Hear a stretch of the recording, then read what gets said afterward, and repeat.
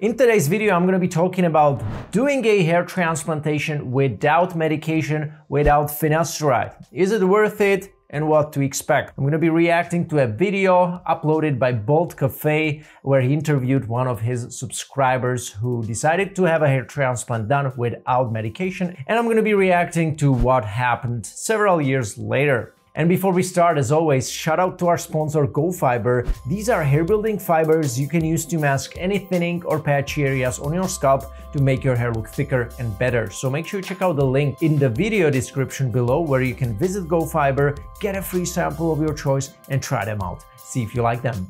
Pre-hair transplant. I had a hair transplant, and that was back in 2019. So I had basically all of the front done, the sides done, because I had very receding. Okay, 2019, so it seems like 3 years ago. Oh, wow.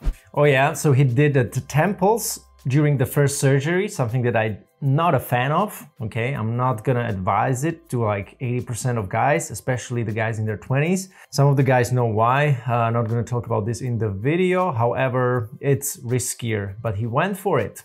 In the pictures, all my sideburns here were all receding. So I basically had all of that done. And obviously they took the hair from the back of the head and the sides. Oh, okay. Not so bad. Actually, those temples grew in pretty densely, or dense enough for the sides. I mean, they're never gonna be as dense packed as the hairline because the hair grows a little bit like kind of high up, so they need to be dense packed more. But if you have the temples, they kind of grow in a very tight angles along the sides of your scalp, so the density, transplanted density doesn't need to be so high. I don't know if he's using fibers or not here because he seems to have pretty fine hair naturally, but that's looking pretty good and it growing very kind of densely. Nice. But then after that, I don't know what happened, maybe a year and a half later, it just started getting thinner and thinner. Right, diffuse thinning. Okay, so he had a good result after a year and then another year and a half, or maybe another half a year from there, the diffuse thinning started appearing. Now, I wonder whether this diffuse thinning was or was not already obvious here before getting his first hair transplant. And I do suggest all of you guys to check that. It's super important if you feel like, okay, you are receding on the front and there are obvious gaps that need to be filled with the surgery. However, always look behind just in case, even if it's not running in your family, always double check whether you're not having any decrease in density on the mid-scalp and crown, because this could be a sign of diffuse thinning. And if you are a diffuse thinner, it can really recede rapidly. Even if the diffuse thinning hair loss is not as aggressive, it's gonna kind of grab a lot of that, you know, hair surface once it really gets going. So it's very dangerous if you are a diffuse thinner and you are not taking any medication. Because if you knew that this diffuse thinning is potentially going to happen, then you would have definitely not done the temples and you would have reconsidered the hairline positioning. Also,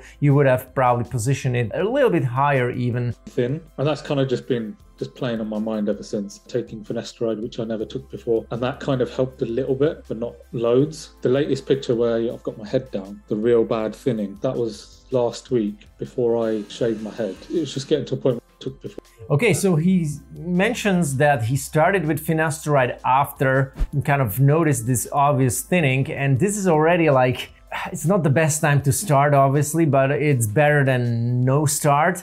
And I don't know how much time he gave to the finasteride treatment for it to start working, because if you just use it for 3-4 months and then you stop it, or you feel like, it's not working, I'm gonna shave it off, obviously you didn't give it enough time. So ideal period would be like 12 months or even more for finasteride to start properly thickening the diffuse thinning. And that was my case as well with my diffuse thinning. I haven't noticed any obvious thickening until like 6-7 months. And then after 12 months, I have obviously seen a difference between the first 2 months on finasteride versus 12 months. So really give it some time, guys. I mean, another option here would be also go for a scalp micropigmentation and add some density to the mid-scalp and crown while you are still on finasteride.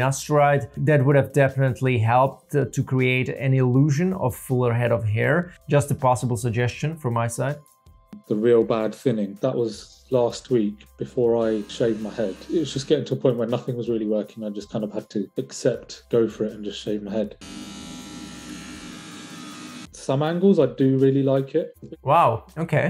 Doesn't look so bad, actually. This was after my wife pointed out to me. She said, what the hell is that on the back of your head? Like, there's a big... Yeah, this actually looks pretty cool. And again, that's something that you get even if you have a hair transplant that maybe doesn't work for you in the long run because you stop with treatments, or there is so much hair loss that you didn't expect that will happen in the future that you are unable to transplant more follicles as the hair loss kind of keeps uncovering, because that's what's going to happen probably to like 30, 40, 50% of the guys eventually who didn't estimate their hair loss aggressiveness properly by the time of getting their first hair transplant, and thus set their hairline and temples quite low and aggressively. So that's going to happen, and you will be kind of forced to shave it like that. And in some cases, he's a great example of that. It's looking very smooth. The hairline doesn't look so aggressive to me. I don't know, maybe it's a low quality picture also possibly, but it's looking kind of soft to me, and I'm liking it from this angle, from this distance. And it actually looks like maybe even, you know, a mixture of hair transplant and SMP. It definitely looks quite full. I'm surprised how this shaved head look suits him also, and how good it actually looks like. So that's also some benefit that you get additionally if you have a hair transplant. At least you have the hairline, you have the temples that are framing your face nicely, making you look more attractive, younger, and more charismatic without a shiny bald head. So that's the benefit, at least here. And it's basically a big patch on the back of my head from... Okay, over-harvesting and not homogenizing the donor area ideally. You see that line here on top, they went too aggressively and too high on the upper third of the donor region. Obviously I can't see it, but when my wife took a picture, I was quite shocked. I was like, oh, okay, this does not look good, right? Because basically you can see a big patch of tiny micro hole hair missing, kind of, even though it's done tactically and it's kind of spaced out. Overall, they actually tried to spread it evenly. Obviously, if you visit a doctor who is able to utilize smaller punches, this looks like not the smallest, not the biggest punch, but definitely maybe 0.9 millimeters, something like that. So that's definitely a punch that can already leave a pretty visible scar if you get like, I don't know, 3,000-4,000 grafts as he got. I don't know exactly the number, but also in his case, I'm seeing a dark hair and pale skin, like high skin to hair contrast. These are things that unfortunately will make this appearance look worse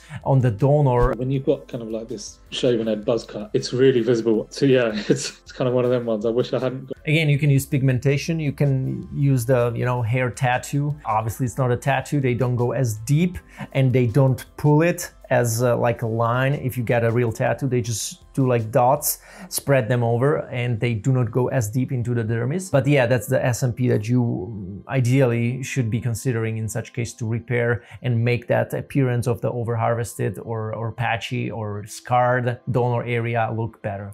But at the same time, I'm glad I did, because then I've got this kind of nice hairline at the front. And yeah, so he's liking that as well. Again, I really do like it when he kind of shaves it, and it definitely gives his face like a whole another appearance compared to the one on the left. I mean, you can notice that it's another guy, completely another guy actually. Didn't help my hair over the many years is the fact that I used to just wash it and dry it, and I never ever put anything in my hair ever. Permanently dry all the time. And that's because that's the only way it looked thicker. If I ever put any product in it, instantly would clump because it was so thin. It would just look 10 times worse. I was washing it with shampoo every single day. I even tried washing it without shampoo, so leaving come some of the oils in the hair, but it would just look awful. It just looked... Interesting.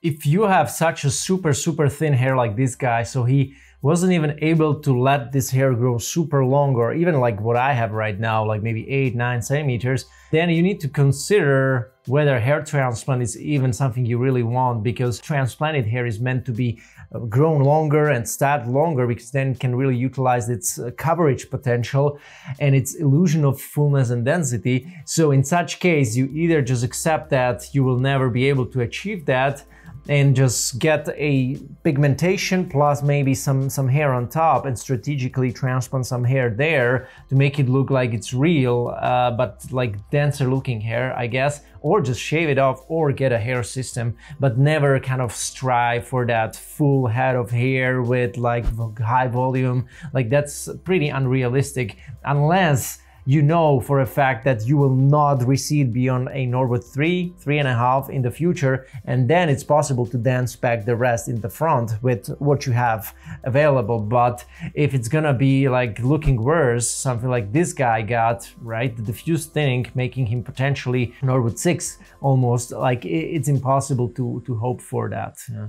I came across it through Instagram and I saw that loads of celebrities were getting it done. I saw loads of really good transformations, but a lot of the transformations I saw were people who had receding hairline but thick hair, whereas I had really thin hair, so I was really skeptical, is it really going to work for me? We just decided to book it, so me and my mate, we decided to go together and just get it done, because I just thought, you know, what's the worst that could happen? It was quite spontaneous, had really good progress, as you saw pictures after a year, really liked it, but then after about a year and a half it just started to go thin again. There wasn't any real reason, it was more so just to get my hairline back. I think it worked. Looking at my pictures, because I've got a lot of pictures of 3-4 weeks after my hair transplant, so I was looking back to them pictures and kind of visualizing, okay, this is what I'm going to look like if I shave my head. And I think it looked quite good, so I thought, okay, what's the worst that could happen? Let's just do it. Where I was really specific of the way my hair needs to be cut and shaped up and stuff to make it look thicker. I always try and go to the same barbers. It's always a pain getting a booking with them. I'm always in a hurry. Good, so I thought, okay, what's the worst that could happen? Let's just do it.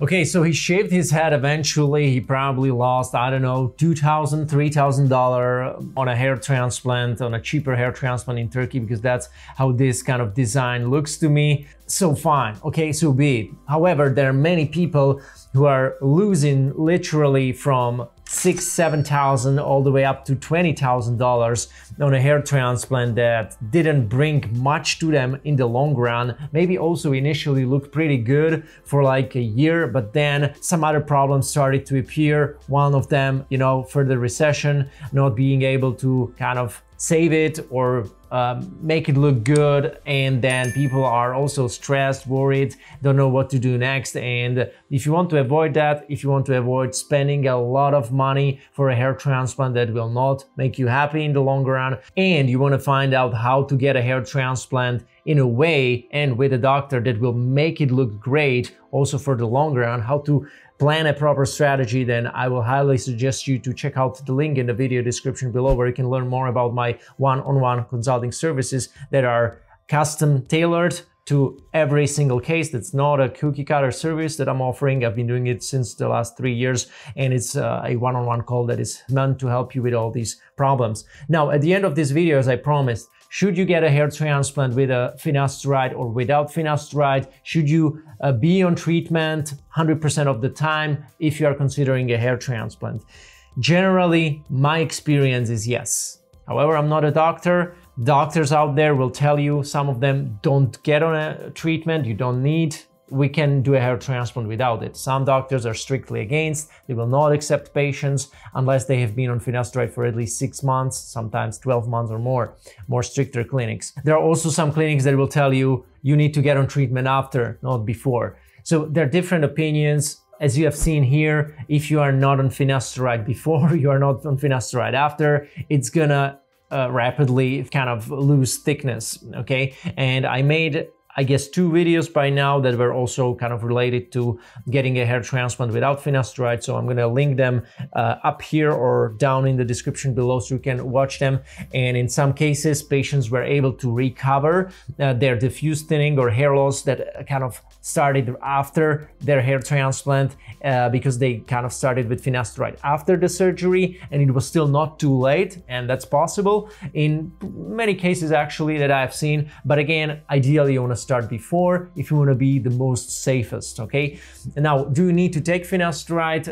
Just finasteride, it's the best thing to take. Well, it's the most convenient thing to take. It's not so expensive, so it has many benefits why patients can just take it long-term without forgetting it, without that kind of intake of daily just taking the pill becoming annoying for them. So it has many benefits, but there are other alternatives that you could consider if you want to achieve great success with your hair transplant and also retaining that hair in the long run. So again, if you are interested in finding out about more alternatives, I also suggest you to get on a call with me where we can discuss all that. And with that being said, thank you so much for watching, everybody, and I'm going to be here soon again with another video. Take care.